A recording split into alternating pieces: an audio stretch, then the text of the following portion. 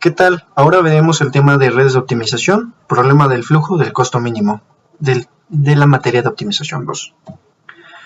El problema del flujo de costo mínimo. Dada una red con requerimientos mínimos, se desea encontrar el valor mínimo de flujo que debe pasar a través de una red.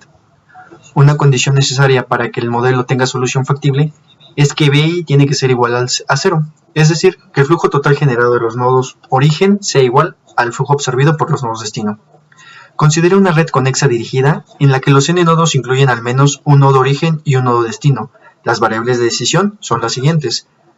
XI y J es igual al flujo a través del arco de I hacia J.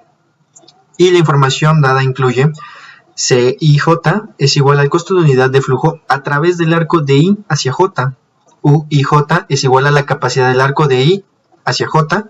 Y BI es igual al neto generado por el nodo I.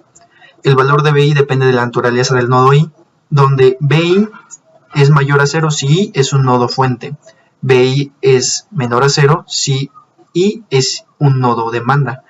O bien BI es igual a 0 si I es un nodo de transbordo. Aquí tenemos algunas de las características de este problema. La red es una red dirigida conexa, al menos uno de los nodos es nodo fuente, al menos uno de los nodos es nodo demanda, el resto de los nodos son nodos transbordo. Se permite el flujo a través de un arco solo en la dirección indicada por la flecha, donde la cantidad máxima de flujo está dada por la capacidad del arco. La red tiene suficientes arcos como suficiente capacidad para permitir que todos los flujos generados por los nodos fuente lleguen a los nodos demanda. El costo de flujo a través del arco es proporcional a la cantidad de este flujo, donde se conoce el costo por unidad. Aquí tenemos algunos de los métodos para obtener el flujo a costo mínimo. Tenemos el método de los circuitos negativos, el método basado en rutas más cortas, método simplex para redes. De igual forma tenemos unos casos especiales para unos problemas más específicos. Tenemos el de ruta más corta, problema de transporte, problema de asignación, problema de transbordo y de flujo máximo. Son algunos de los algoritmos que nos pueden ayudar a solucionar algunos problemas que tengan que ver con el flujo a costo mínimo. Vamos a ver un poco de teoría. En este caso yo me voy a enfocar en la ruta más corta. Este problema consiste en determinar el trayecto más corto desde un nodo origen a un nodo destino. Supongamos una red con m nodos y n arcos, con coste asociado a cada arco C y J. Tenemos que definir la variable binaria, en este caso x y j, 1 si existe el arco y 0 si es otro caso. Aquí tenemos cuáles son las condiciones. Para minimizar z es la sumatoria de c y j por x y j. En este caso es la suma de todos los arcos.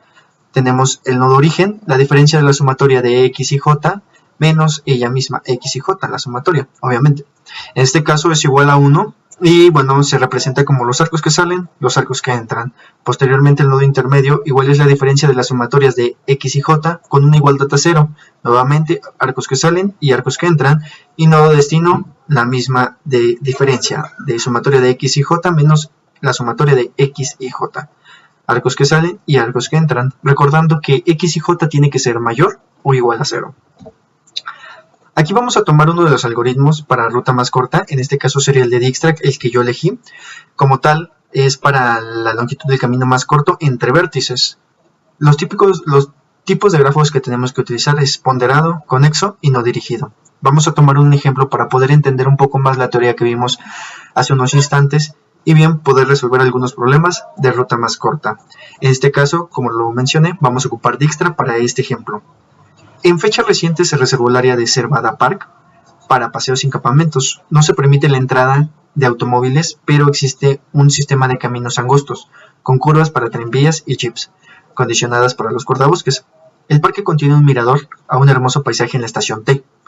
Unos cuantos tranvías transportan a los visitantes desde la entrada a la estación T y de regreso. Determina la distancia más corta desde la entrada al mirador. Aquí nos proporciona el grafo. Como vemos, tenemos el nodo origen y el nodo destino, que en este caso la entrada es O, y T es el mirador o el destino. Tenemos los nodos A, B, C, D, E y sus respectivas distancias entre cada nodo. Vamos a resolver el problema mediante Dijkstra. En este caso tenemos ya el grafo. Hay que representarlo con esta tabla. Mediante este algoritmo yo les voy a enseñar a resolverlo mediante una tabla. Como tal tenemos el nodo A, el nodo A, el nodo B, el nodo C, el nodo D, el nodo E, el nodo T, una base y un arco. Bien, como tal, como no hay ningún movimiento y no nos hemos trasladado a ningún lado desde el nodo origen, lo vamos a representar en este caso con un 0.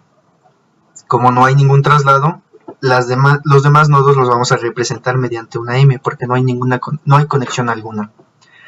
Tenemos que verificar la base. ¿Cómo la vamos a seleccionar en este algoritmo? Muy sencillo, tenemos que encontrar el número más pequeño de los nodos. En este caso, como no hay ningún número más pequeño más que el 0, los vamos a tomar como base. Entonces el origen es nuestra base y no hay ningún arco porque todavía no hay ningún traslado. Vamos a continuar con el algoritmo. La nueva base la vamos a representar con un guión. Quiere decir que ya no lo vamos a ocupar en este algoritmo. Como tal, ya vemos, la representamos con un guión. Posteriormente tenemos que ver las conexiones que hay del origen hacia los demás nodos. Como tal, vemos que O conecta con A, con B y con C. Tenemos que poner sus respectivas distancias en este algoritmo. En este caso, de O a A son 2, de O a B son 5 y de O a C son 4. Como no hay conexión alguna con D, E y T, la seguimos marcando como una M. ¿Cómo vamos a elegir la base? Muy sencillo, como tal, pueden observar que yo he marcado el número 2 con un color rojo. Les había mencionado que es el valor más pequeño de los nodos. En este caso es el número 2. Tenemos como base A y verificamos cómo llegamos a A. Fue desde el nodo O al nodo A y ese es nuestro nuevo arco. Nuevamente continuamos con el algoritmo. Marcamos con un guión donde ya había un guión y en la nueva base también lo marcamos con un guión. Ahora tenemos que verificar con quién conecta el nodo A. En este caso vemos que podemos ir de A a B con 2, pero hay que recordar que de O a A ya traíamos 2, entonces la suma 2 y 2 son 4 y llegamos a B con un total de 4. ¿Qué pasa aquí? Notamos que podemos llegar también desde O a B, pero con una cantidad de 5. Hay que recordar que aquí buscamos la ruta más corta o la ruta más óptima. ¿Qué quiere decir esto? Que en este caso de O a A y de A a B da un total de 4, lo cual es mucho mejor y cambiamos hacia 4.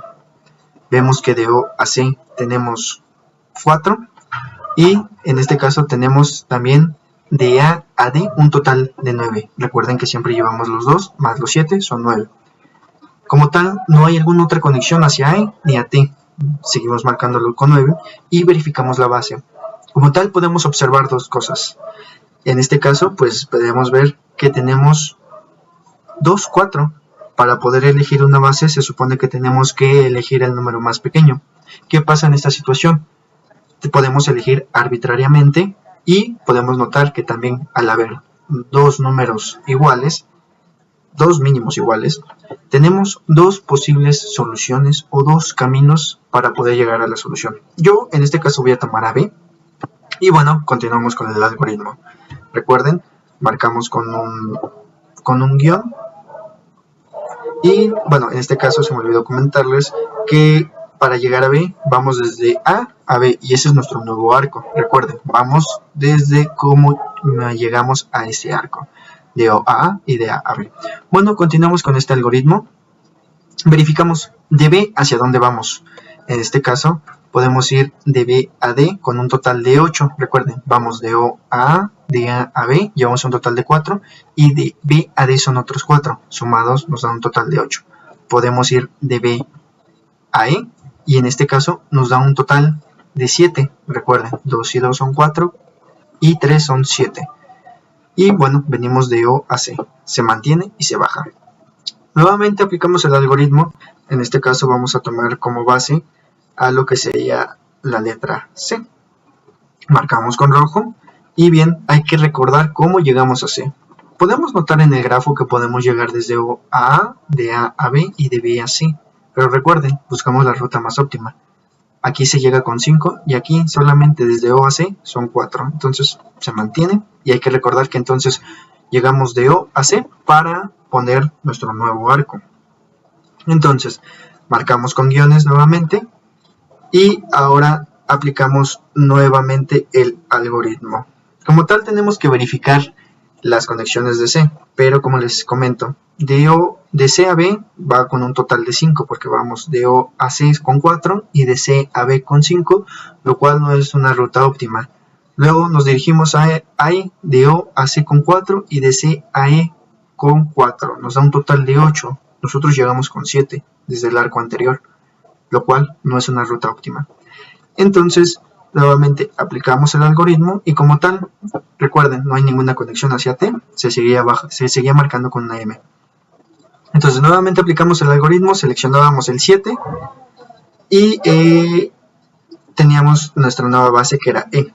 Recordemos cómo llegamos a E para mantener el arco.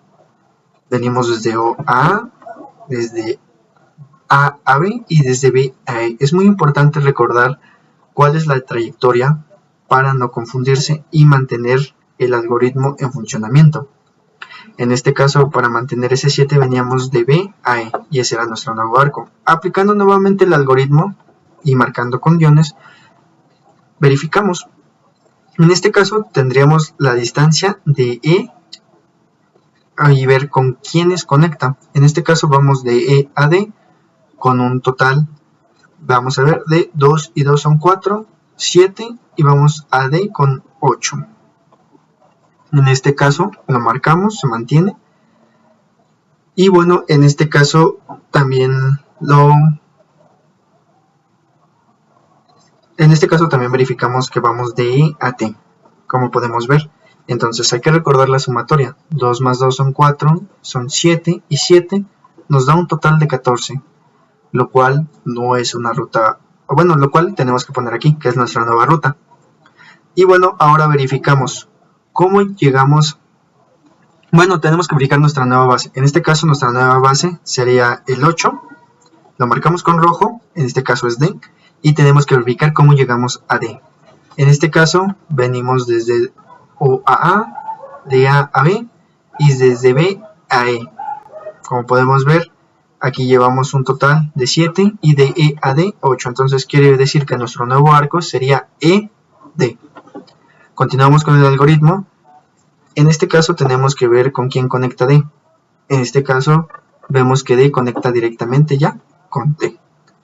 En este caso vemos que ya traíamos de aquí 8 más 5 son 13, lo cual nos da como último resultado y bueno, lo tenemos que marcar como nueva base. Verificamos desde qué arco venimos y en este caso proveniente de T.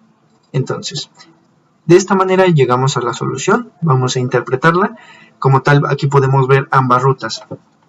Podemos ir de O a A, de A a B, de B a E, de E a D y de D a T. Como ya les había mencionado anteriormente, el algoritmo nos permitía encontrar dos rutas o dos soluciones con un camino óptimo.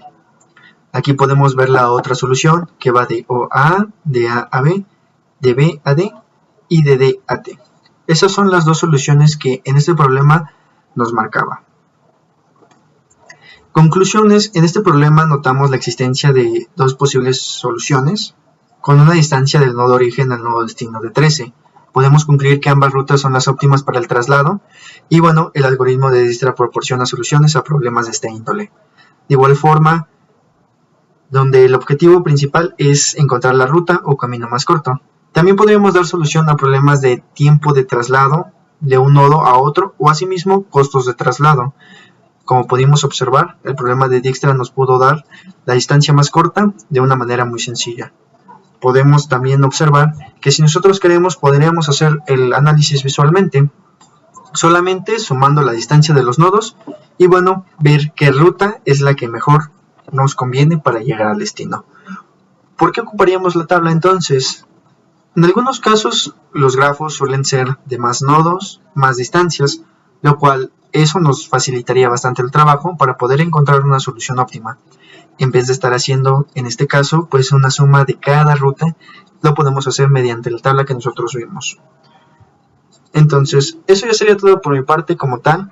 Ya vimos el problema de Dijkstra y bueno, nos vemos a la próxima. Que tengan buen día.